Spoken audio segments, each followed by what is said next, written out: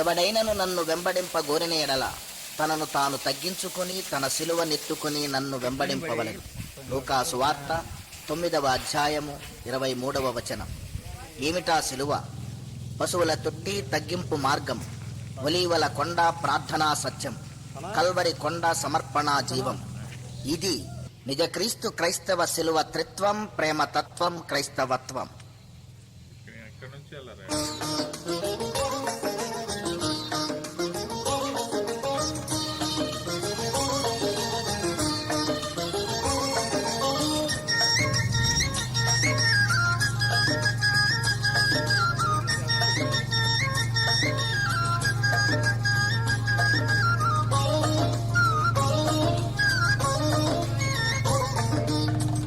మా ఇంటి పేరు పశువుల పాక, పక్కింటి పేరు ఒలీవల తోట. మా ఇంటి పేరు పశువుల పాక, పక్కింటి పేరు ఒలీవల తోట. ఎదురింటి పేరు కల్వరి కొండ, మావాడ పేరు సియోను కోట. మా ఇంటి పేరు పశువుల పాక, పక్కింటి పేరు ఒలీవల తోట. ఎదురింటి పేరు కల్వరి కొండ, మావాడ పేరు సియోను కోట.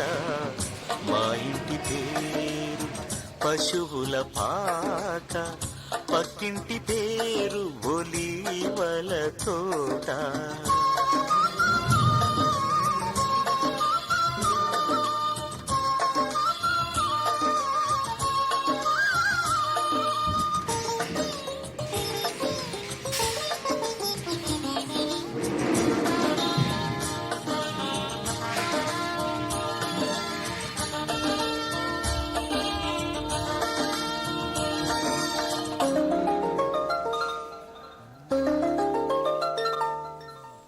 మా తండ్రి యేసు పశువుల పాకడు, తనను తాను చూడు తగ్గించుకొనెను.